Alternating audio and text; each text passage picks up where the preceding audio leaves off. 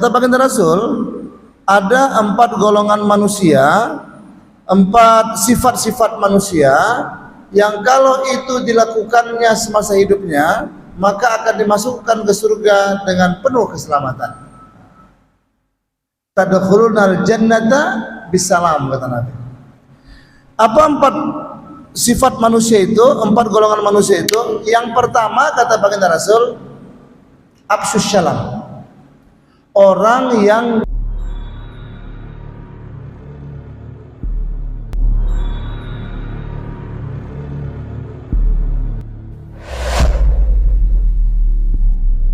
Bismillahirrahmanirrahim. Assalamualaikum warahmatullahi wabarakatuh. Alhamdulillahi kafa wassalatu wassalamu ala rasulihil mustafa wa ala alihi wa sahbihi wa mawafa.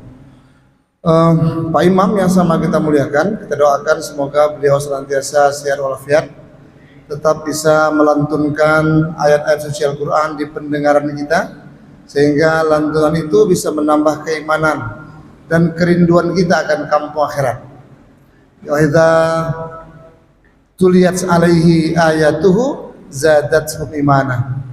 Tanda orang beriman itu kalau diperdengarkan lantunan ayat suci Al-Quran, maka imannya bertambah, kerinduannya kepada akhirat bertambah, kecintaannya untuk beribadah bertambah.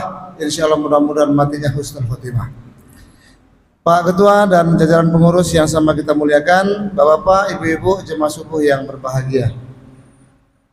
Tentunya semua kita nih Pak berharap agar hidupnya selamat. Di dunia selamat, di akhirat selamat. Di dunia bahagia, akhirat mati masuk surga, gitu ya. Enggak usah muluk-muluk Pak, itu aja lah permintaan kita. Enggak usah banyak-banyak.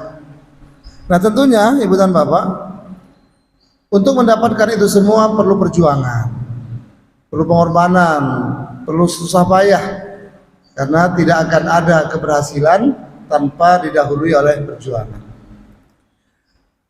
Termasuk di dalamnya Bapak Ibu, untuk mendapatkan kebahagiaan di akhirat, itu pun butuh perjuangan. Karena memang hidup kita sebenarnya nih Pak adalah di akhirat. Kalau di dunia ini cuma transit aja nih Pak, transit. Ya. Macam kita mau balik kampung naik pesawat, duduk di ruang tunggu. Walaupun secantik apa ruang tunggu, katakanlah ruang tunggu Garuda Pak, nyaman, tapi kita nggak mau lama-lama juga itu Pak. Yang kita nantikan pemberitahuan, pesawat nomor sekian sudah bersedia untuk boarding. Wah, itu gembira kita Pak. Ya. Tempat persinggahan tinggal aja itu Pak. Dunia ini macam itu sebenarnya Bu Pak. Yang kita dambakan adalah pengumuman. Wahai fulan, tak lama lagi kau akan dipanggil Allah Ta'ala. Oh gembira kita Pak, begitu Pak. Cuma jarang yang gitu Pak ya. Ya. Yang ada ketakutan kita Pak ya. Ya. Oh kalau cerita mati aja, wah udah gemetar kita. Padahal mati itulah Pak pintu gerbang menuju kepada keselamatan di akhirat. Oleh karena itu Pak, ada satu hadis Nabi yang ini menjadi topik bahasan kita. Ada 4 golongan kata Nabi. Jadi hadis ini Pak diriwayatkan oleh Muhammad bin Salam, terdapat dalam kitab sunannya At-Tirmidzi. Kata baginda Rasul, ada 4 golongan manusia, 4 sifat-sifat manusia yang kalau itu dilakukannya semasa hidupnya, maka akan dimasukkan ke surga dengan penuh keselamatan. Tadkhulunal jannata bisalam, kata Nabi. Apa 4 sifat manusia itu, 4 golongan manusia itu? Yang pertama kata baginda Rasul, afsyus salam. Orang yang gemar menebarkan salam. Menebarkan salam ini Bapak Ibu dimaknai dengan 2 hal, dengan 2 pemahaman. Yang pertama salam secara ucapan, yang kedua salam secara perbuatan. Kalau salam secara ucapan tentunya ucapan assalamualaikum, nah, gitu Pak. Afsyus salama bainakum, tebarkan salam di antara kamu. Tiap jumpa orang assalamualaikum, salaman, jabatan tangan, senyum. Itu sunnah Nabi Pak, 3S ya. Senyum, sapa, salam. Nah, gitu deh Pak. Jangan pula senyum, sapa merengut. Wah, ini kacau nih, Pak. Ini tak sedap. Hidup nih Pak tak sedap Pak. Kalau diisi dengan merengut, pengat-pengut, marah-marah, tak indah Pak. Dan justru memang bayang-bayang surga itu adalah ketika orang setiap bertemu senyum. Itu bayang surga. Ya. Karena gambaran kehidupan surga seperti itu. Salam dalam artian ucapan. Tiap ketemu ucapkan salam. Ya. Memberikan salam hukumnya sunat, menjawab salam hukumnya wajib. Nah, kedua, salam juga dalam bentuk perbuatan, Pak. Artinya apa? Seluruh tindak tanduknya, baik ucapan, baik pikiran, baik perbuatan, senantiasa memberikan kebaikan buat orang lain. Laisa min ummati, bukan golongan umatku, kata Nabi, apabila ada seorang muslim yang orang lain terganggu dengan ucapannya. Kalau bercakap sadis, Pak. Wah, kalau bercakap nyindir, kalau bercakap sinis, wah, ini bukan umatku, kata Nabi. Bukan. Ini umat kaum sebelah ini, Mas. Perbuatannya memberikan kebaikan. Ya. Kalau kira-kira dia pikir ini bisa merugikan orang lain, dia tak buat. Begitu Pak. Itu salam dalam makna perbuatan. Pikirannya, ini kayaknya ideku ini kalau diwujudkan ini bisa menyusahkan orang lain. Mending aku tak bisa tahu saya lakukan. Masya Allah. Teliti dia Pak. Ucapan, pikiran, perbuatan, khawatir dia menyinggung orang lain. Itu orang yang absus salam itu Pak. Nah, orang yang model macam ini tadkhulu dal jannata bisalam, pasti akan dimasukkan ke surga dengan penuh keselamatan. Mudah-mudahan kita satu di antaranya. Amin. Semangat amin ya Pak. Amin. Terpaksa kayak amin Mas. Yang kedua kata baginda Rasul Pak, setelah absus salam, setelah dia menebarkan salam kedamaian, yang akan dimasukkan ke surga dengan penuh keselamatan itu it'amut ta'am. Gemar memberi makan, gemar sodakoh. Pak, sodakoh ini nggak ada ruginya Pak. Gitu dia. Orang yang sodakoh nggak ada miskinnya. Orang sodakoh ini nggak ada susahnya. Orang yang sodakoh ini Pak dipastikan selamat di akhiratnya. Selamat di akhirat dengan sodakoh, selamat di mizan sodakoh, selamat di mahsyar sodakoh, selamat di sirat sodakoh, selamat masuk ke surga juga dengan sodakoh.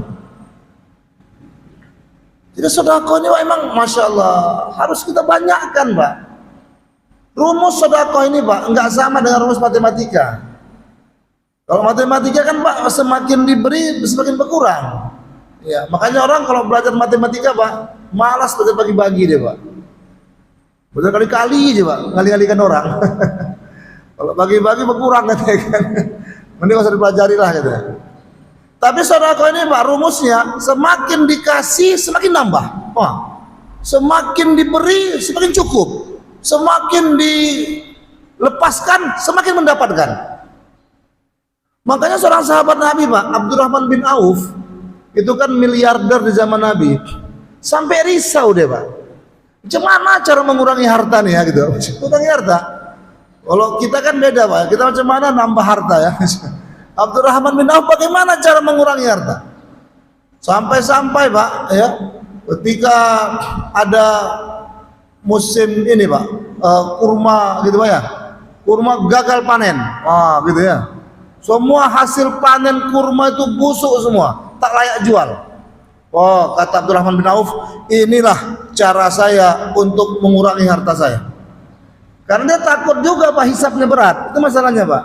Ini makin banyak harta, banyak prosesnya nanti gitu kan. Ya, ini makin banyak harta, berat hisab ini. Maka kata dia, ini cocok ini. Diborong dia Pak semua Pak. Semua petani kurma yang gagal panen dibeli dia Pak. Masya Allah. Habis Pak sekian ya rial, ya, sekian dinar ya. Ditaruhnya di gudang Pak. Memang Allah kuasa, makhluk tak kuasa Pak ya. Kalau udah Allah takdirkan kaya juga Pak. Makanya jangan sibuk-sibuk kali kita nih Pak. Hidup kita udah takdir. Kalau emang kaya, tidak ada satu orang manusia.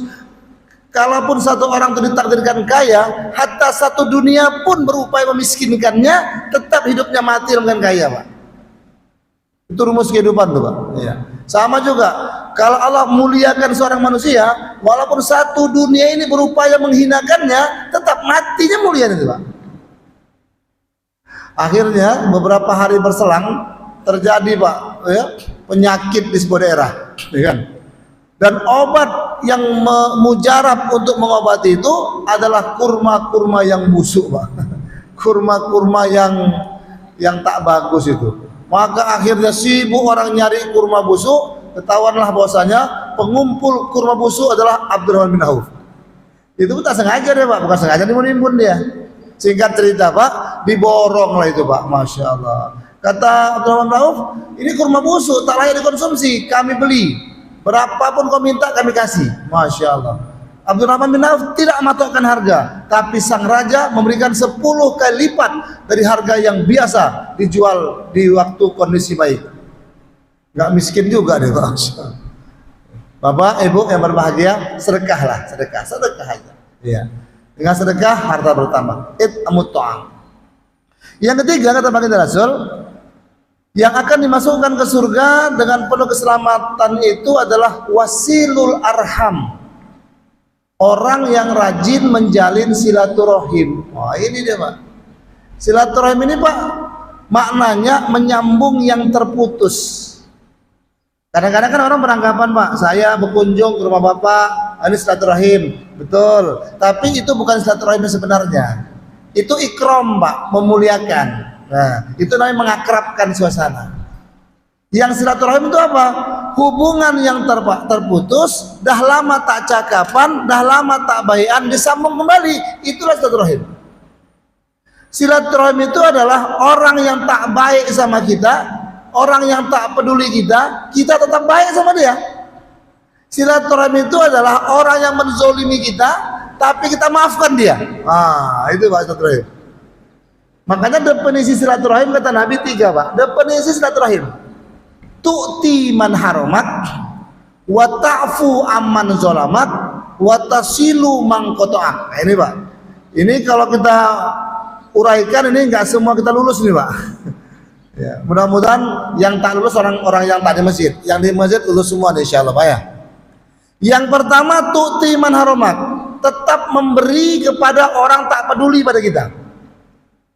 Tetap baik kepada orang yang tak baik sama kita. Nah, ini Pak ya Pak. Kita tahu ini si fulan nih nggak sur kan sama kita, nggak sur lah bilang itu, nggak sur ya. Tapi kita sama dia Pak, assalamualaikum Pak, Masya Allah. Ini payah nih Pak. Kebanyakan kita kan, oh gitu kok ya. Kau tak peduli, aku apalagi pret lah gitu insyaallah. Tapi Nabi mengajarkan wujud silaturahim orang-orang yang tak peduli kita, orang-orang yang tak hiraukan kita, tapi kita tetap hormat kepadanya. Tu'ti man hormat. Itu silaturahim. Yang kedua, ta'fu amman zalamak, memaafkan orang menzalimi kita. Kita udah tahu Pak, kita ini dihina, difitnah, digibah, dijatuhkan marwah, tapi kita tidak menaruh dendam sedikit pun padanya. Allahu Akbar. Yang ketiga Pak, watasilu man qata'ak, menyambung hubungan yang terputus. Orang yang bisa melakukan ini, wasilul arham, itulah orang yang akan dimasukkan ke surga, tadkhulunal jannata bisalam. Yang keempat Bapak Ibu yang berbahagia, nah, ini berat juga ini. Yang akan dimasukkan ke surga itu adalah wasallu billail wan nasu binniyam. Yang keempat nih Pak, alhamdulillah nih ya. Dalam 10 hari terakhir kita dah latih nih Pak. Mudah-mudahan 10 hari ini kita terbiasa. Lepas 10 hari ini itu menjadi sebuah watak dan kebiasaan kita gitu Pak ya. Iya. Sudah kita biasakan jadi hal yang menjadi terbiasa. Apa itu Pak? Sholat di waktu malam ketika orang sedang tertidur. Nah, tahajud tuh Pak. Ya. Tahajud nih Pak Bu, ini amalan para nabi-nabi. Iya. Makanya kata Nabi, kalaulah tidak aku khawatir memberatkan umatku, maka niscaya aku akan mewajibkan mereka untuk sholat tahajud. Karena memang Nabi tak pernah tinggal tahajudnya satu malam pun. Tiap malam Pak. Sampai-sampai Aisyah risau Pak. Aisyah risau. Kata Aisyah, kira-kira bahasa kita Pak, udah lah tuh Rasul gitu ya, udah lah tahajud tuh. Yang malam tahajud pula ya kan. Kalau tahajud sampai kaki bengkak-bengkak. Engkau ini kan orang dijamin surga, semua dosamu diampunkan, apalagi mau dicari? Apa kata Nabi? Salahkah aku termasuk dalam golongan hamba yang bersyukur? Rupanya tahajud Nabi itu Pak dalam rangka syukur atas nikmat yang diberikan padanya. Masya Allah. Ibu, bapak yang berbahagia, ya, tahajud ini adalah amalan yang jika dilakukan memberikan kesehatan. Sehat Pak. Ada kemarin tuh tahun berapa ya? Tahun 2000 tuh Pak ada sebuah penelitian. Ya, ya dia S3 medis, doktor, ya, ya dokter yang mengambil S3 medis itu Pak. Judul disertasinya pengaruh tahajud. Ya, ini boleh di searching Pak di internet. Pengaruh tahajud bagi kesehatan. Ya. Jadi hasil penelitian beliau, hasil disertasi beliau menyatakan bahwasanya orang yang rajin tahajud itu dipastikan sehat. Ya. Orang yang biasa tahajud itu dipastikan pikirannya cerdas. Orang yang rajin tahajud itu Pak dipastikan pikirannya tenang, nggak gampang gegopoh gitu Pak. Ya, nggak gampang gerasa gerusu. Ya. Orangnya slow aja Pak, masya Allah. Orang yang rajin tahajud itu dipastikan wajahnya akan bersinar. Itu menurut penelitian beliau. Nah, maka wajar kalau Nabi sabdakan orang yang rajin tahajud insya Allah akan dimasukkan ke surga dengan penuh keselamatan. Bapak Ibu, 4 poin inilah yang menjadi pokok bahasan kita. Mudah-mudahan Allah Subhanahu Wa Taala menjadikan kita termasuk orang-orang yang dapat mengamalkannya. Amin ya Rabbal Alamin. Agaknya cukup demikian Pak karena pertemuan terakhir ya Pak Ketua ya. Iya. Tapi itu pun kalau ada yang mau membincang-bincangkannya monggo Pak ya. Ini memang sengaja kita buat waktu singkat supaya kalaupun ada yang mau diskusikan diskusi agak lama ya. Kalau selama ini kan ceramahnya yang lama Pak ya. Sampai-sampai resah dan gelisah orang dibuat ya kan. Nak balik segan ya, tak balik kepanasan gitu loh Pak ya. Nah sekarang kita percepat ceramahnya. Silakan Pak kalau ada mungkin yang mau menambahkan, menyempurnakan ya, dan mungkin mengoreksi, monggo dipersilakan. Boleh ya Adinda Didi? Boleh ya? Kalau ada Pak. Wah itu dia kan. Nun jauh di sana. Ada komandan Pak Edi.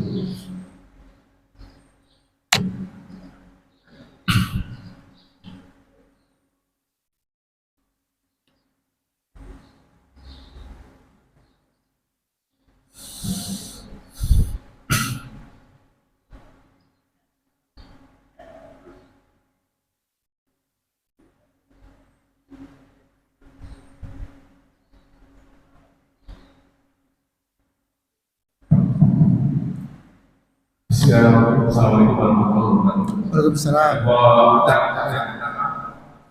Salam itu kalau kita ada selamat pagi, boleh mau ganti assalamualaikum.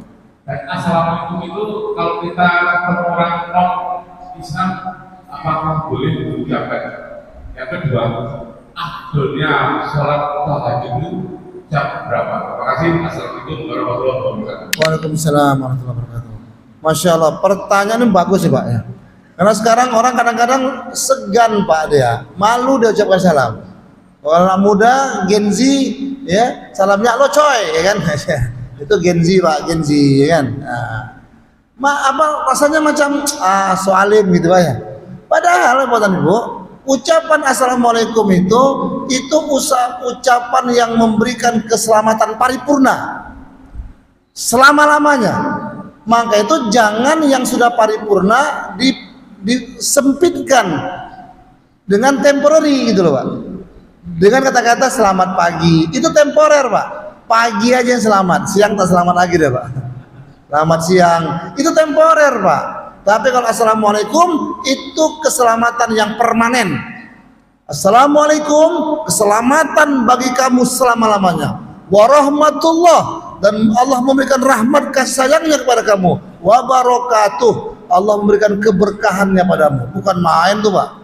Selamat permanen, kasih sayang Allah, keberkahan Allah. Wah, jadi Pak sebaiknya tak usah ditukar, tetap assalamualaikum aja Pak ya. Ya kalau mau ditambah ya itu namanya sesuatu yang sudah permanen dikecilkan, nah gitu Pak. Jadi pleonasme itu pemubaziran kata ya, biar saja dengan assalamualaikumnya saja ya.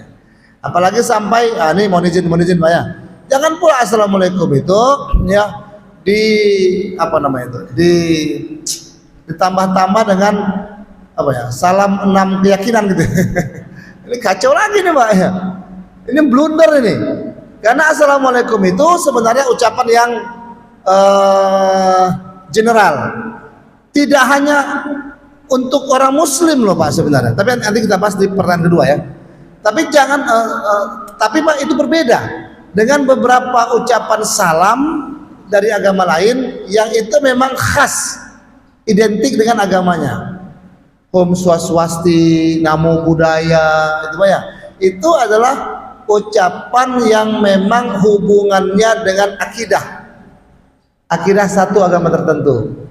Ya, sehingga buat kita berlakulah hadis Nabi, man tasyabbaha biqaumin fahuwa minhum. Siapa yang mencontoh-contoh, menyerupai, mengikuti suatu tradisi orang lain, maka nanti dia digabungkan bersama kaum itu.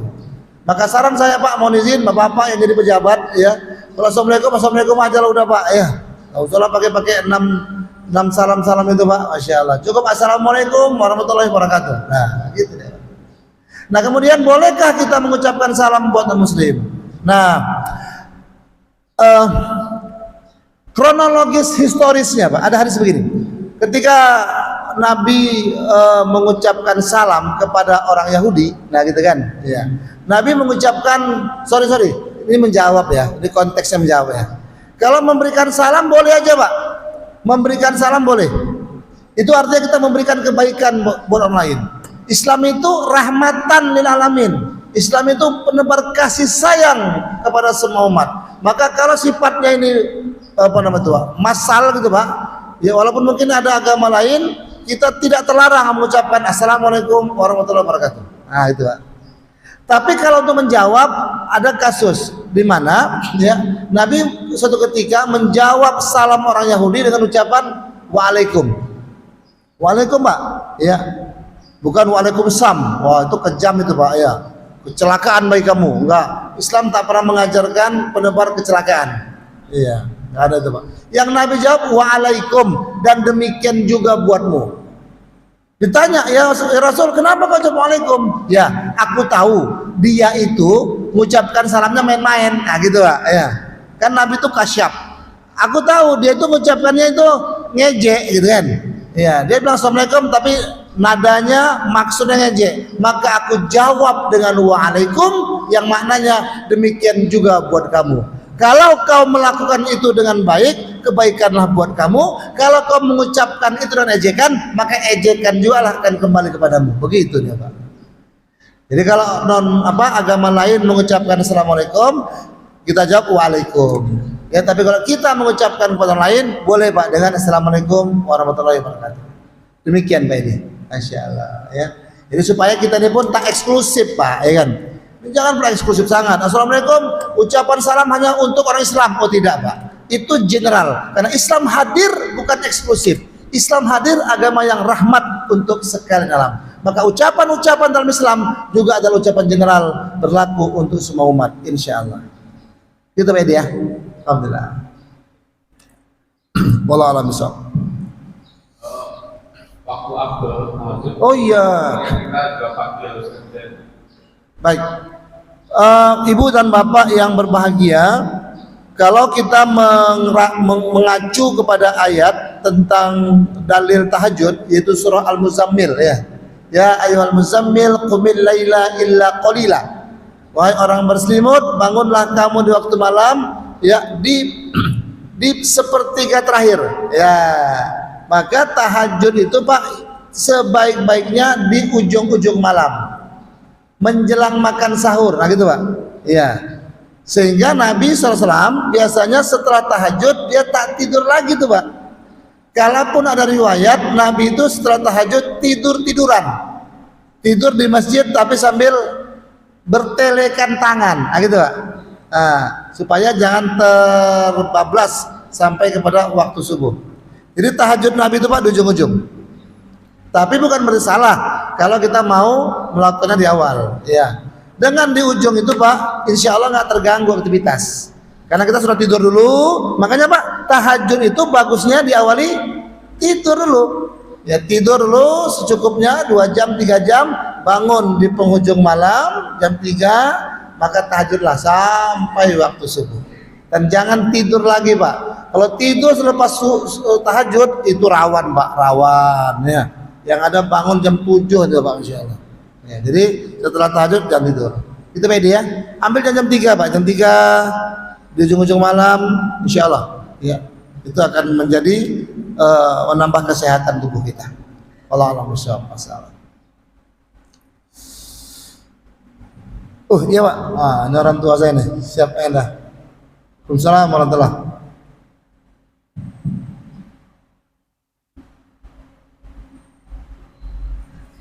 Assalamualaikum warahmatullahi wabarakatuh. Waalaikumsalam warahmatullahi wabarakatuh. Iya Pak.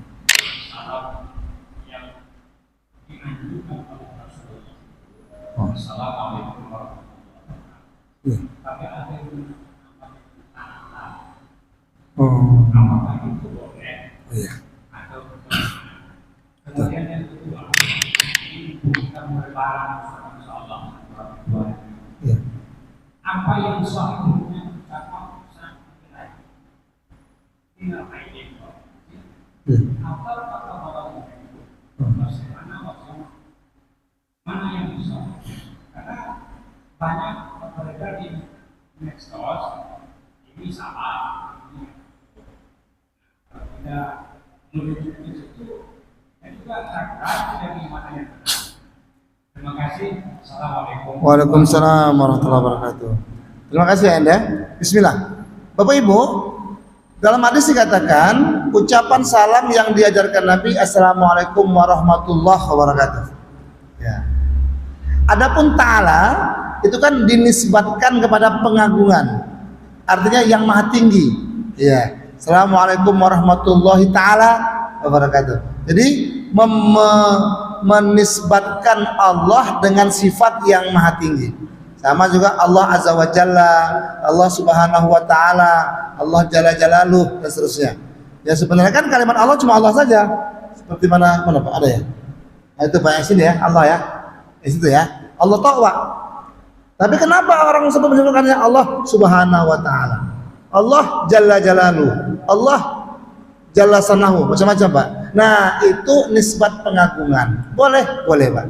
Ya, karena itu merupakan sifat yang dikhususkan buat Allah Subhanahu Wa Taala. Taala itu maknanya ya mati. Jadi kalau kita mau ucap Assalamualaikum warahmatullahi saja bagus. Tapi ditambah Taala pun tidak menyalah Pak, insya Allah. Ya. Karena itu masih senada, masih searah. Dalam arti mengagungkan Allah. Yang kedua Pak, terkait ucapan doa di penghujung Ramadan, di awal Syawal. Nah, kalau yang dicontohkan Nabi Pak adalah taqabbalallahu minna minkum. Adapun minal aidin wal faizin itu adalah ucapan para tabi'in malah Pak, bukan sahabat juga, tabi'in. Dua generasi di bawah Nabi, sahabat kemudian tabi'in. Ya. Apa makna taqabbalallahu minna minkum? Semoga Allah menerima amal-amal kalian dan amal-amal kita semua. Ini bagus Pak ya, taqabbalallahu minna minkum. Itu kan doa ya. Apa makna minal aidin wal faizin? Itu doa juga Pak. Minal aidin, semoga Bapak Ibu termasuk dalam golongan orang-orang yang aid.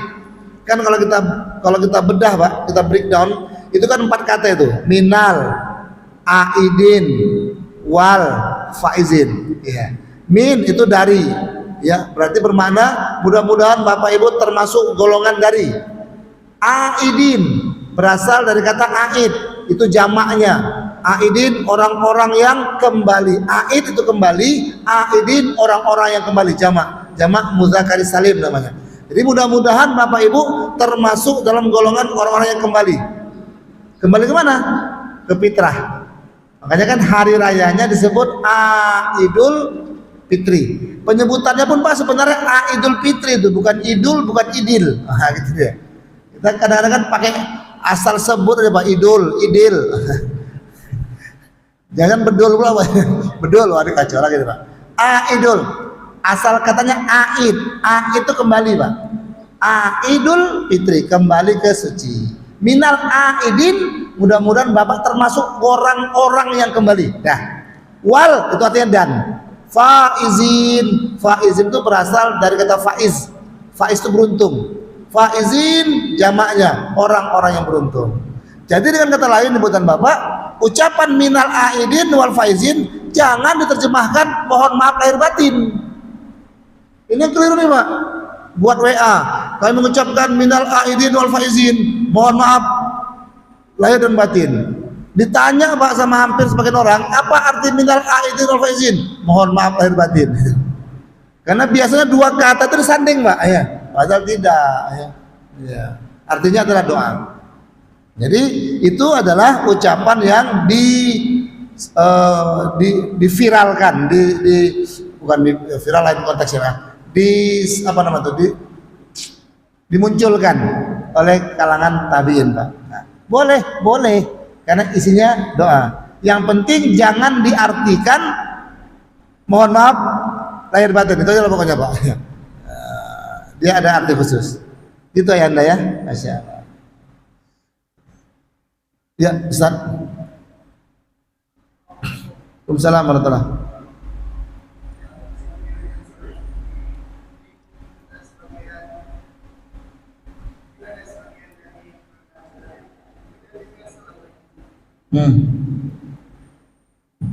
Bagaimana dengan orang yang biasa bikin message di atau di pesan dia selalu dengan salam belum? Ada orang saya di sebelah dia kan bisa assalamualaikum. Hanya salam lalu maaf saya. Baik. Yang kedua perihal itikaf. Itikaf. Itikaf ini kita bersama-samakannya di Ramadan bagi seluruh orang. Nah, lepas itu kayak kita itikaf itu kayak di penghujung malam itu pagi masuk masjid mungkin sangat jarang di Nah, dimana ketika itikaf ini di luar Ramadan kita tetap bersama. Mungkin kalau kita ada ujian kita itikaf. Tapi paradigma yang muncul itu ketika akan ke Ramadan itu itikaf ya ketika kita malam masjid sampai kita surga atau kita sampai kita subuh. Apakah itikaf lebih baiknya seperti itu yang diajarkan Nabi dibanding yang itikaf atau cukup kita di masjid dan itikaf terus pulang? Terus yang ketiga mungkin saya seperti ya dan untuk kita tetap istiqomah dan usaha. Amin. Karena kalau ini di Ramadan waktunya mungkin berkah. Terus di dalam masjid bersama-sama kita bersama. Tapi di bulan Ramadan itu kita sangat berat. Gimana kita bisa istiqomah dengan ketaatan Allah. Baik. Salam warahmatullahi wabarakatuh. Nanti mau dibantu Bang ya. Ya, mengingatkan kembali poin-poinnya. Yang pertama yang saya tangkap tentang jawab salam ya. Kita udah ngasih salamnya komplit nih Pak. Assalamualaikum warahmatullahi wabarakatuh. Dia wassalam. Ini sakit juga hati banget. Nah, ada ayat yang berbunyi begini Pak. Idza huyitum bitahiyatin fahayyu bi ahsana minha aw rudduha. Ini ketentuan yang Allah sampaikan. Apabila kamu diberikan penghormatan, idza huyitum bitahiyatin, dengan satu penghormatan, maka balaslah penghormatan itu dengan yang setimpal dengannya, aurudduha, atau yang lebih baik. Jadi Pak, kalau ada ucapan salam ya dengan assalamualaikum warahmatullahi wabarakatuh, paling tidak Pak jawaban kita setimpal sama, waalaikumsalam warahmatullahi wabarakatuh.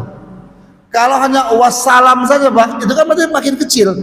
Yang satu 3 kata, assalamualaikum warahmatullahi wabarakatuh, dijawab dengan waalaikumsalam, 1 kata aja. Ini berarti tak sesuai ayat Pak. Harusnya setara atau Nah, kalau melebih macam mana, Pak? Waalaikumsalam warahmatullahi wabarakatuh wa maghfirah. Pak, bagaimana Pak kalau dia mengucapkan Assalamualaikum warahmatullahi wabarakatuh wa maghfirah? 4 poin, Pak. Kita harus lebihkan juga, Pak ya. Lebihkan dengan apa? Waridwanah. Waalaikumsalam warahmatullahi wabarakatuh wa maghfirah waridwanah. Nah, begitu Pak diatur. Bagaimana Pak kalau dia kasih 5? Assalamualaikum warahmatullahi wabarakatuh wa maghfirah waridwanah. Entah apa lagi jawabannya Pak, pendek saya Pak. Balas sajalah dengan yang 5 tadi. Jadi salah Pak, keliru kalau orang mengucapkan Assalamualaikum lengkap kepada kita jawab dengan sepenggal. Itu salah. Secara ayat salah. Nah, itu pertama. Yang kedua Pak, itikaf. Oke. Itikaf secara bahasa kan artinya berdiam diri di masjid. Durasi itikaf Pak itu variatif. Sesaat pun kita di masjid itu sudah dihitung itikaf selama kita awali dengan niat. Contoh, kan amalan itikaf yang biasa Nabi buat harian, ini betul tidak? Ya, orang beranggapan kalau itikaf cuma 10 hari terakhir. Tapi kita lupa Pak, ada amalan rutin yang dibuat Nabi itikaf, menunggu antara satu sholat dengan sholat berikutnya. Yang biasa Nabi buat antara maghrib ke isya. Nah ini poin nih Pak, kalau boleh kita nih jangan pulang lah habis maghrib Pak, supaya dapat juga pahala itikaf. Jadi habis maghrib tuh, habis kita ba'diyah, nah kita pasang niat itikaf. Ya, nawaitul itikaf fi hadzal masjid sunnatan lillahi ta'ala. Sampai kapan? Sampai waktu isya. Nah, makanya Pak, amalan yang dicontohkan Nabi untuk menunggu satu waktu dengan waktu sholat yang berikutnya itu cuma ada di antara maghrib ke isya. Subuh ke zuhur nih Pak, Nabi tidak ada melakukan amalan khusus, kecuali duha lah ya, pun karena durasinya panjang.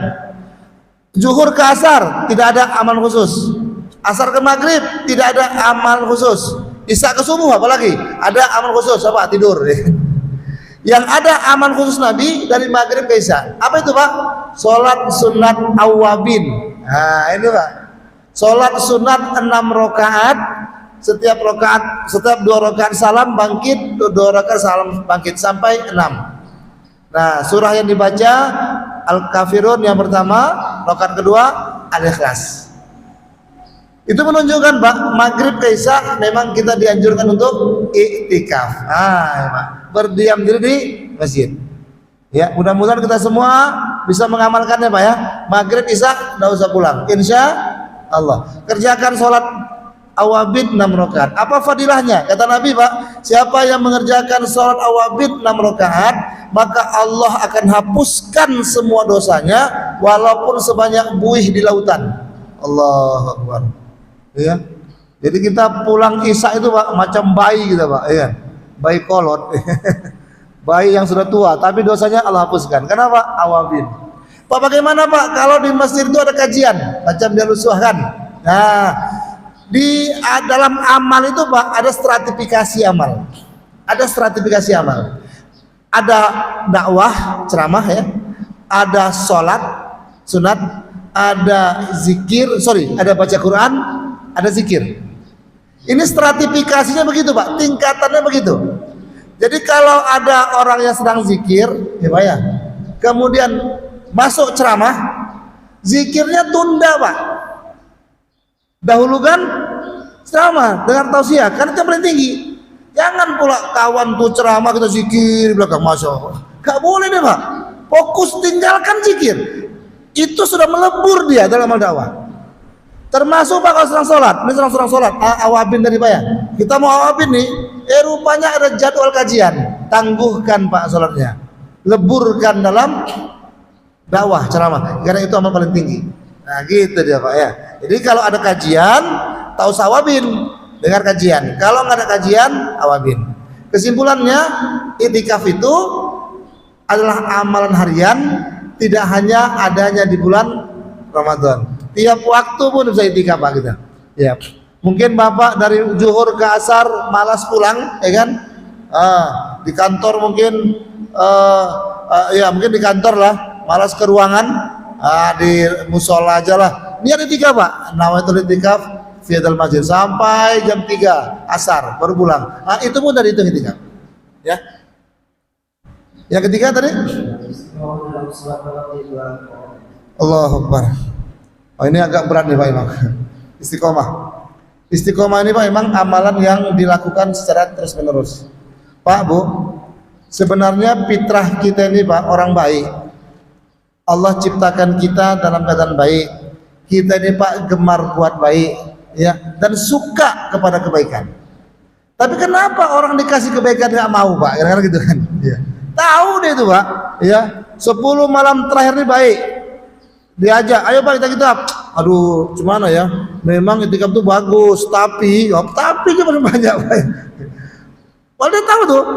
Nah, artinya Pak, ada sesuatu dalam diri kita ini yang mendegradasi sehingga yang harusnya kita mengarah kepada kebaikan membelok meninggalkan kebaikan. Pertanyaannya, apa sesuatu itu Pak? Nah, kan itu ya. Itu yang kita ketahui. Kalau sesuatu itu bisa kita kalahkan, maka insya Allah kita kembali ke fitrah kita, yaitu on the right track, senantiasa berada pada jalan kebaikan. Dan itulah kita. Siapa sesuatu itu Pak? Sesuatu itu kata Allah ada dua. Sesuatu tapi dua ya, dua. Apa itu? Syaitan dan nafsu. Itulah Pak yang menggelincirkan kita dari jalan kebaikan. Setan. Apa itu setan? Kita bedah Pak. Setan itu berasal dari kata syatona. Syatona itu kalau dilihat di kamus artinya bu'du anil khair, menjauhkan manusia daripada berbuat kebaikan. Kita tahu nih itikaf 10 malam bagus, kita tahu nih istiqomah bagus, kita tahu Pak baca Quran hari-hari bagus, kita tahu Pak dengar ceramah bagus, kita tahu Pak awabin bagus, tapi kenapa nggak bisa dibuat? Jawabnya, kita nggak berhasil mengalahkan setan. Begitu kita nak buat, setan masuk Pak. Setan tuh dia nggak perlu harta kita loh Pak. Itu menunjukkan harta tak bernilai. Setan nggak perlu pangkat kita Pak. Nggak diintip dia pangkat kita. Pangkat kita, jabatan kita, duit kita, tak diintip dia tuh Pak. Yang diintipnya sama kita perbuatan kebaikan. Begitu kita nak buat baik, cup masuk deh Pak, ya kan? Macam-macam dibuat dia. Nah, makanya Allah katakan wala tattabi'u khutuwatis syaiton. Jangan kau ikut tipu-tipu syaitan. Tipu-tipu tuh Pak. Dan ahli tipu paling tinggi setan Pak. Iya Pak. Jadi kalau ada manusia yang ahli tipu, itu berguru sama setan tuh Pak. Wah, setan ini pandai Pak. Masya Allah. Gagal cara ini, cara B. Pokoknya goal settingnya kawan nih jangan beribadah. Wow. Makanya Pak, karena kita tahu setan itu jangan diikuti. Kemudian Allah kunci lagi Pak. Kenapa jangan diikuti? Inna syaitana lakum aduwwum mubin. Karena setan itu musuh yang nyata bagi kalian. Pak, Allah udah bilang musuh kok dikawani Pak. Ini masalah ini Pak. Musuh itu nggak ada yang baik Pak. Makanya kalau ada musuh yang baik itu pura-pura baik, maka disebutlah dia musuh dalam selimut. Iya Pak, pura-pura baik itu Pak Ketua. Nah, kalau pertanyaannya bagaimana supaya kita bisa istiqomah? Kuasai setan, kalahkan setan. Perlakuan kita kepada setan cuma dua, mau dilawan atau berkawan. Pilihan itu Pak. Kalau lawan, tinggalkan dia. Apapun perbuatan yang kita buat selama Ramadan, pertahankan. Ada gangguan, lawan. Itu dia Pak. Kalau kita nggak kuat melawan, akhirnya kita berkawan. Kalau udah berkawan sama setan, selamat lah Pak. Ya, kata setan, yuk kita ke sana, ya. Yuk kita ke sini. Akhirnya sampailah kita, yuk kita ke neraka katanya. Setan Pak. Yang kedua, yang menggelincirkan kita dari jalur on the right track itu nafsu. Siapa itu nafsu? Allah sudah katakan innan nafsa la ammaratum bisu. Ya, surah Yusuf ya, surah Yusuf. Sesungguhnya nafsu itu tetap membawa kamu kepada kehancuran. Lah, Pak, setan menghalangi kebaikan, nafsu menyeret kepada keburukan. Kolaborasi antara setan nafsu itulah yang membuat kita terhindar daripada istiqomah. Oh, dia berkawan, Pak, geng itu, Pak. Iya. Kita nak buat baik, setan pertama datang, dihentikan dia, ditakut-takuti dia, macam-macam dibuat dia. Berhenti kita, Pak. Berhenti, maka setan nafsu mengajak, ayo kita ke sana. Nah. Ya, Pak. Game lah ya. Ya. Dinda? Jadi bagaimana cara membuat kita istiqomah? Kenali setan, kenali nafsu. Know your enemy, kenali musuhmu itu. Setan itu mengajak menjauhkan kita daripada kebaikan, nafsu menyuruh kita kepada keburukan. Tetaplah kita berada pada jalur yang benar, insya Allah istiqomahlah kita. Makanya doa yang terbanyak, Pak, doa yang terbanyak yang dibaca oleh kita apa, Pak, kalimatnya? Ihdinas siratal mustaqim. Saking pentingnya lah istiqomah itu, Pak. Ihdinas siratal mustaqim, tunjukkanlah kami ya Allah jalan yang lurus. Itu satu penerjemahan. Penerjemahan yang lain, tunjukkan kami ya Allah jalan orang-orang istiqomah. Mustaqim itu bisa artinya lurus, ya, siratal mustaqim jalan yang lurus. Bisa juga mustaqim itu orang-orang istiqomah. Tunjukkan kami ya Allah jalan-jalan menuju ke istiqomahan. Oh, gitu dia, Pak. 17 kali loh kita baca sehari, itu menunjukkan bahwasanya itu penting. Nah, bagaimana bisa lawan setan, perangi nafsu. Insya Allah kita istiqomah. Amin ya. Insya Allah. Oh iya, Pak. Salam. Saya mau nanya pertanyaan paling pertama masalah sedekah. Saya menanyakan sedekah itu adalah bersedekah kepada orang terdekat kita, seperti orang tua, istri, keluarga, atau saudara. Pertanyaan saya, orang tua dan istri adalah tanggung jawab kita, benar ya, Pak? Jadi saya sudah memberikan kewajiban saya pada tuan akhir bulan atau pertengahan itu punya disability. Saya tadi ingin sedekah sama yang lain, tapi saya mempunyai pemikiran saudara saya butuh, keluarga saya lebih butuh. Jadi saya lebih ke mereka, Pak. Jadi saya ibarat ke sedekah yang hal-hal sebelum saya menikah. Pertama, itu jatuhnya kalau kita memberikan orang terdekat seperti orang tua atau istri saya lagi yang kedua kali, itu termasuk sedekah atau kewajiban lain? Pertanyaan kedua, masalah zakat fitrah. Saya misalkan saya tinggal dari sini, Pak. Ya. Kemudian saya mempunyai istri, di situ juga ada musola, tapi sepi gitu, Pak. Nah, saya mau membayar zakat, seharusnya kita membayar zakat itu tempat terdekat kita, Pak. Tapi karena saya melihat masjid atau musola yang sepi, saya bayarnya di situ, Pak. Gimana itu, Pak? Pertama, Pak, ada ayat yang mengatakan wa'ati dzal qurba haqqahu, dan berikanlah hak kaum kerabat kamu terlebih dahulu. Jadi memang secara ayat kita dibenarkan mendahulukan keluarga dalam hal sedekah dibandingkan orang lain. Tapi bukan berarti orang lain itu tidak ya, skala prioritasnya. Dahulukan dulu keluarga yang terdekat. Siapa keluarga terdekat itu? Apakah termasuk istri dan orang tua? Nah, ini persoalan, Pak. Istri dan orang tua itu bukan sedekah namanya, Pak, tapi nafkah. Oke? Nafkah itu wajib, sedekah itu sunat. Gitu ya. Jadi untuk istri dan orang tua jangan kita sedekahi, Pak. Itu ngejek itu, Pak. Nah, itu kurang sopan ya. Untuk istri dan orang tua dinafkahi namanya. Berikan sesuai dengan kebutuhannya. Nah, kemudian kalau ketika itu ya ada orang lain yang membutuhkan atau kita masih ada kelebihan rezeki, ya kita masih memberikan. Nah, siapa kaum kerabat yang dimaksud? Abang, adik, sepupu, paman. Nah, jika ada di antara mereka yang susah, ke dia boleh. Nah, gitu, Pak. Ya. Tapi bukan ke orang tua dan ke istri. Ya.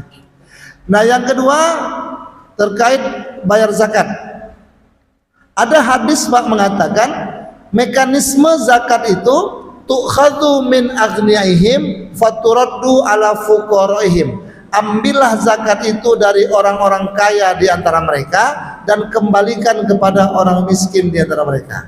Berarti Pak circle-nya itu, ya lingkarannya itu dari dan ke masyarakat sekitar. Dengan kata lain, kalau di dekat rumah abang ada ambil zakat, ada musola, lebih indah abang bayar zakatnya ke sana. Oh Pak, tapi musolanya sepi Pak, itu kan lain bab itu ya. Musola sepi, itu berarti tugas kita memakmurkannya. Ya, tapi kalau di sana ada lembaga zakat, bayarkan di sana supaya apa? Orang-orang miskin yang ada di sekitar situ bisa mendapat manfaat dari zakat yang kita berikan.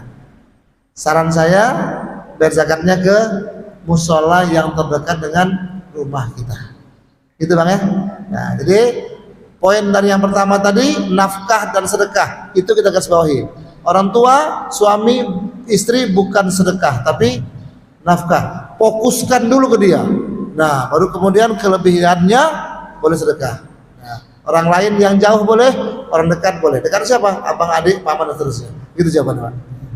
Allah alam bisawab.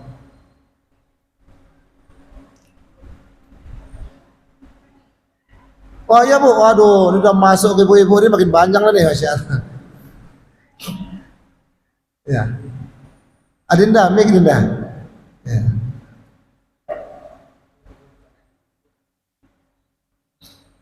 Assalamualaikum Pak Ustaz. Waalaikumsalam Ibu. Begini Pak, saya kan kalau belajar ini tidak sholat. Kalau sholat wanita kan ada yang tidak sholat duha. Kadang saya bertanya dengan orang lain gitu Pak, mengkodok sholat subuh. Oh. Ada yang bilang harus di rumah. Ada yang bilang, ada pula yang bilang setelah sholat isya boleh pula itu Pak, gimana pula itu saya jadi bingung gitu. Jadi makanya saya ingin bertanya Pak Ustaz yang di luar situ Pak. Ya. Kita kasih makan. Baik. Assalamualaikum warahmatullahi Salam. Untuk perempuan Bu berlaku hadis Nabi. Kunna nu'maru biqada'i shaum wala nu'maru biqada'i shalah. Kami kata Aisyah ini diwajibkan untuk mengkodok puasa tapi tak diwajibkan mengkodok salat. Kodok salat ini maksudnya ketika haid. Di masa ibu haid itu tidak ada kewajiban salatnya di kodok. Tapi kalau semasa haid itu puasa tetap diwajibkan untuk mengkodok. Itu Bu ya. Begini Pak, Ustaz, kalau kita misalnya bukan haid tapi pas itu nggak mau sholat, kita boleh diganti. Ya, ya. Saya mau mengarah ke sana tadi, kan pengantar tuh Bu, pengantar. Pijakannya itu dulu tadi, itu pijakan dasar itu. Baru kemudian melangkah lebih lanjut. Nah, bagaimana kalau sholat yang sengaja ditinggalkan? Nah, gitu deh kan ya, bukan karena haid, ya, tapi mungkin karena kesibukan, aktivitas, akhirnya sholat tertinggal. Bagaimana perlakuannya? Wajib dikodok. Mazhab Asy-Syafi'i menyatakan sholat yang tertinggal itu wajib dikodok, wajib diganti. Di mana waktu penggantiannya? Di waktunya. Jadi kalau kita pernah tertinggal isya atau apa ibu bilang subuh ya, pernah tertinggal subuh kemarin karena ketiduran, ya kan? Harusnya kan kalau ketiduran Bu, terbangun pun ibu jam 7, ibu langsung saja subuh, nggak masalah. Untuk subuh Pak ya. Bahkan sholat fajarnya pun boleh dikerjakan, walaupun ibu ngerjakan jam 7. Tapi ini mohon dipahami Pak ya, ini ketiduran ya, bukan sengaja ditidurkan Pak. Oh, ini udah bangun deh subuh Pak. Oh, kata Ustadz tuh jam 7 boleh, sambung lagi lah Pak. Wah, itu kebangetan ya Pak. Tidak, memang betul-betul totally ketiduran. Kita biasa sholat fajar, di waktu ketiduran itu tunaikan sholat fajarnya, baru kemudian sholat subuhnya. Dah. Tapi ternyata setan lah punya pasal Pak, ya kan? Dibisikkan dia, kau percuma aja sembahyang jam 7 nih wah, sembahyang subuh apa nih, sembahyang duha, kata kan? Ya kan? Setan lah pula pasal Pak. Setan tuh pandai Pak, memelintir kata pandai dia. Nggak guna kau subuh nih, dah duha ini. Kita pun iya juga ya, tak dikerjakan subuh tuh Bu. Itu hutang itu. Kalau kita sholat, kita boleh misalnya di saat sholat subuh Inilah mau terangkan ibu. udah naik tangannya, mau ke sana arahnya nih. Nah, jadi tadi ibu subuh tertinggal, ya kan? Nah, di mana mau diganti? Nah, Pak, kadang-kadang kan kita suka mempersepsi orang secara negatif, namanya stereotip, Pak yang. Ketika ada orang yang habis sholat subuh, ditambah ada sholat sunnah, sholat 2 rakaat lagi. Wah, itu stereotip kita muncul tuh. Ih, ngada-ngada nih. Mana ada sholat selepas subuh? Ini Pak yang keliru kita nih. Kita nggak cek dulu dia sholat apa, tapi persepsi kita munculkan, cakap kita kembangkan. Oh, ibu tuh, oh bid'ah dia, ngada-ngada dia. Padahal kawan tuh ngerjakan sholat kodok karena kemarin pagi itu dia tak subuh, gitu Pak ya. Maka di mana boleh dikerjakan? Di masjid boleh selama ibu yakinkan orang-orang di sekitar ibu itu jangan salah kaprah, jangan salah paham. Tapi kalau ibu takut salah paham, kerjakan di rumah. Timbul fitnah nanti ibu, ya kan? Ibu itu buat sholat setelah subuh, nah kan kacau dia. Gitu Pak ya. Pelajaran buat kita Pak, jangan mudah mempersepsi. Nah ya, cek dulu Pak, tanya dulu. Saya juga pernah tuh Pak Ketua, ya. Saya kan dari Batam nih, Pak. Ini Pak Ketua saya juga nih, Ketua FPK. Dari Batam, jam 1 zuhur kan, pakai peri. Jadi saya udah niatkan nih, jadi saya sholat di peri, saya pakaian nggak bersih. Saya jamak sholat sini. Tentunya kalau zuhur jamak ke asar Pak ya. Nah asarnya saya dapat di masjid Jiraya. Jadi habis zuhur, saya langsung ke belakang lah asar kan. Wah, beberapa pasang mata mandang Pak. Ustadz nih ada pula sholat setelah asar. Padahal saya sholat jamak itu Pak, jamak takhir kan. Zuhur yang saya jamak takhir kan. Begitulah Bu kita nih ya. Jadi kalau takut kita dipersepsi negatif, di rumah sajalah. Nah gitu. Itu Bu ya. Ya Bu. Kan panjang kan? Ya Bu.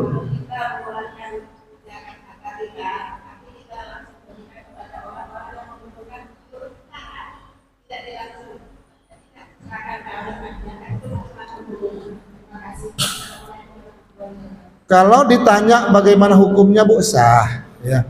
Pembayaran zakat langsung ke mustahik fakir miskin sah Pak, sah, tapi kurang afdol. Kurang afdol. Kenapa kurang afdol? Pertama, kalau kita membayar zakat langsung Bu, nanti tak tercipta pendistribusian zakat secara merata, menumpuk di 1-2 orang. Contoh, di kampung kita nih Pak, adalah orang miskin 5 orang, katakan begitulah ya. Yang terkenal cuma 2 karena rajin ke masjid, rajin gotong royong. Yang 3 orang tak banyak kenal. Kalaulah orang ngasih zakat langsung Pak, nanti kan orang akan ke yang kedua ini nih, karena dia yang sering dikenal orang banyak. Akhirnya yang 3 tak dapat, yang 2 yang menumpuk. Maka berlakulah ayat kaila yakuna dulatan bainal aghniya'i minkum. Jangan sampai harta zakat itu terkonsentrasi kepada segelintir orang saja. Salah kita Bu. Bukan orang yang salah, tidak kan, orang nggak kenal yang 3 ini kan, padahal dia miskin. Nah, maka akhirnya terkonsentrasi yang kedua, menyalahi ayat. Kalau pakai amil Bu, nah yang 5 ini kan terdata nih, maka mereka dapat bagian yang sama, lebih adil dan merata zakat kita. Karena apa? Ada amil yang baginya. Satu. Yang kedua, kenapa mesti pakai amil? Untuk dapat doa Bu, doa mustajab. Doanya apa? Ajarakallahu fima ataita wa barakallahu fima baqaita wa ja'alallahu laka tuhura. Semoga Allah kasih pahala kepada harta yang Bapak Ibu berikan. Semoga Allah beri keberkahan pada harta yang masih Bapak Ibu simpan. Semoga Allah jadikan seluruh harta benda Bapak suci dan bersih. Kita pun amin. Itu doa yang dibaca amin. Bu, kalau kita kasih langsung ke fakir miskin, mau kira-kira Ibu dapat doa macam itu tak? Tunggu. Dapat doa macam itu Bu? Paling-paling kan makasih ya Bu gitu ya. Nah berarti di poin yang kedua, Ibu tak dapat doa mustajab. Nah doa mustajab itu hanya didapat apabila Ibu bayar zakat ke. Makanya kalau ada amil yang tak mendoakan, Ibu Bapak boleh tarik lagi harta zakatnya. Gitu. Ya. Uang itu kita transfer ke sana, itu masuk mana itu Pak? Oh, berarti zakat ke kampung. Nah, tadi di awal Bu, saya sudah sampaikan mekanisme zakat berdasarkan hadis Nabi. Hadis Nabi itu mengatakan ambil zakat dari orang kayanya, berikan zakat kepada orang miskinnya. Berarti Bu, sebagus-bagus zakat itu dibayarkan ke kampung sendiri, di tempat kita berdomisili, di tempat kita mencari rezeki. Kalau kita mencari rezeki di Kepri, Tanjung Pinang, maka bayarlah zakat Tanjung Pinang. Kalau kita tinggal di komplek perumahan, bayarlah zakat di komplek perumahan itu. Nah gitu Pak ya. Pak, tapi di kampung sana orangnya miskin gitu Pak ya. Ini Pak, separuh di sini, separuh di kampung itu loh Pak. Ya, kalau ya, Orang kampung. ya Bu, kalau gitu cincai lah Bu dong. Ibu mendesak betul nampaknya kan. Cemasa makan tidak. Udah didesak terus sih. Nah, secara hukum sah Bu, secara hukum sah ya, tapi kurang afdol. Ya kalau bagi dua boleh lah Ibu ya. Tapi Ibu yakinlah bahwasanya di kampung sana Ibu, orang miskin di sana itu sudah dibantu oleh orang-orang kaya yang di sana. Gitu Bu ya. Ya, agaknya Bu waktu jual lah yang misahkan kita Bu ya. Kalau ada yang ingin masih mau bertanya Bu, nomor telepon kami di bawah ini boleh catat ya Bu ya. Nampak tak Bu nomornya? Kalau nggak nampak pendek umur kata Piramli. Demikian Pak, kita tutup atas istighfarah. Subhanallah bihamdi, subhanakallahumma bihamdika, asyhadu an la ilaha illa anta astaghfiruka wa atubu ilaik. Assalamualaikum warahmatullahi wabarakatuh.